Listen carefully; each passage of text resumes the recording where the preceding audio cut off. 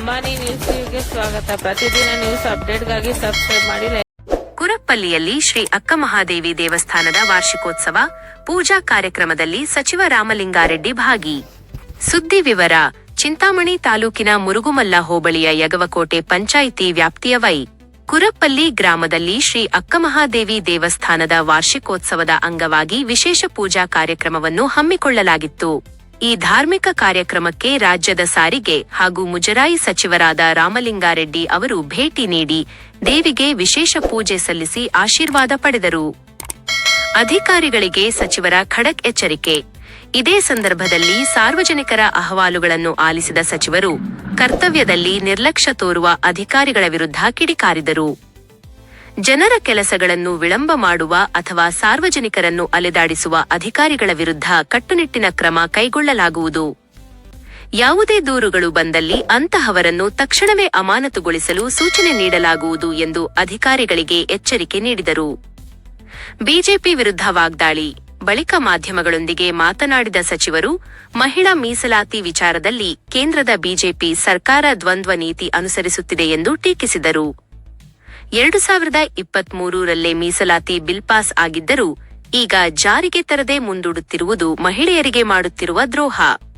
ದೇಶದಲ್ಲಿ ಮೊಟ್ಟಮೊದಲ ಬಾರಿಗೆ ಮಹಿಳೆಯರಿಗೆ ರಾಜಕೀಯವಾಗಿ ಶಕ್ತಿ ತುಂಬಿದ್ದು ಕಾಂಗ್ರೆಸ್ ಸರ್ಕಾರ ಎಂದು ಅವರು ಪ್ರತಿಪಾದಿಸಿದರು. ಗಣ್ಯರ ಉಪಸ್ಥಿತಿ. ಈ ಸಮಾರಂಭದಲ್ಲಿ ಗ್ರಾಮದ ಪ್ರಮುಖರಾದ ವೆಂಕಟರಮಣರೆಡ್ಡಿ, ವೆಂಕಟರೆಡ್ಡಿ, ಮಂಜುನಾಥ್ ರೆಡ್ಡಿ ಹಾಗೂ ರಜ್ಜಣ್ಣ ಅವರು ಸಚಿವರನ್ನು ಬರಮಾಡಿಕೊಂಡರು.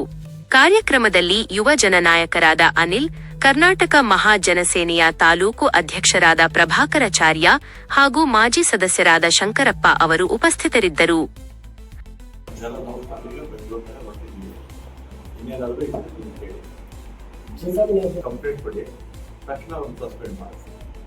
ಇನ್ನೊಂದು ವಿಚಾರ ಸರ್, ಅದೇ ನಮ್ಮ ರಾಜ್ಯದಲ್ಲಿ ಎಷ್ಟು ಸೆಂಟರ್ಸ್ ಅಲ್ಲಿ ಎಕ್ಸಾಮ್ ಆಗುತ್ತೆ, ನೂರಾರಲ್ಲ ಸಾವಿರಾರು ಸೆಂಟರ್ಸ್ ಅಲ್ಲಿ ಆಗುತ್ತೆ. ಯಾರೋ ಒಂದು ಕಡೆ ತಪ್ಪು ಮಾಡಿರುತ್ತೆ, ಅವ್ರ ಮೇಲೆ ಕ್ರಮ ತಗೊಳ್ದೇ ಇದ್ರೆ ಸರ್ಕಾರ ತಪ್ಪಾಗಿರುತ್ತೆ.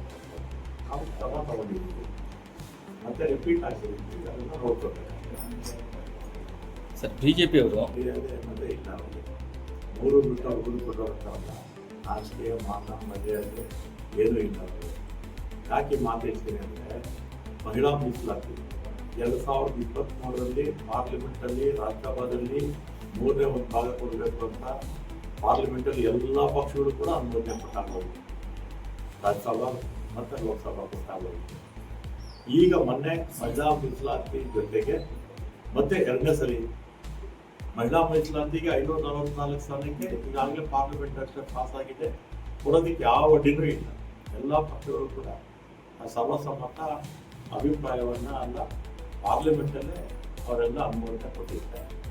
ಈಗ ಡಿಲಿಮಿಟೇಷನ್ ಮಾಡಬೇಕು ಅಂತೇಳಿ ಮಹಿಳಾ ಮೀಸಲಾತಿಯಿಂದ ಮತ್ತೆ ಇನ್ನೊಮ್ಮೆ ತರೋದಕ್ಕೆ ಪ್ರಯತ್ನ ಮಾಡ್ತಾರೆ. ಮಹಿಳಾ ಮೀಸಲಾತಿಗೆ ನಮ್ಮ ವಿರೋಧ ಇಲ್ಲ. ದೇಶದಲ್ಲಿ ಪ್ರಥಮ ಬಾರಿಗೆ ಮಹಿಳಾ ಮೀಸಲಾತಿ ಮಾಡಿದವರೇ ರಾಜೀವ್ ಗಾಂಧಿ ಅವರು. ಗ್ರಾಮ ಪಂಚಾಯತಿಯಿಂದ ಹಿಡಿದು ಜಿಲ್ಲಾ ಪಂಚಾಯತಿಯವರು ಕೂಡ ಎಲ್ಲ ಕಡೆ ಕೂಡ ದೇಶದ ಎಲ್ಲ ಭಾಗದಲ್ಲಿ ಮೀಸಲಾತಿ ಮಹಿಳೆಯರಿಗೆ ಕೊಟ್ಟವರೇ ರಾಜೀವ್ ಗಾಂಧಿ. ರಾಜೀವ್ ಗಾಂಧಿಯವರು ಕಾಲದಲ್ಲಿ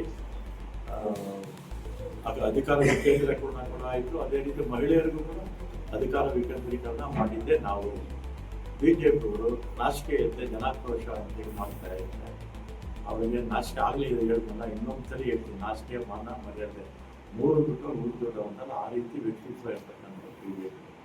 ಈಗಾಗಲೇ ಅನುಮೋದನೆ ಕೊಟ್ಟಿರ್ತಕ್ಕಂಥ ಮಹಿಳಾ ಮೀಸಲಾತಿಗೆ ಇನ್ನೊಮ್ಮೆ ತರೋ ಅವಶ್ಯಕತೆನೇ ಇರಲಿಲ್ಲ.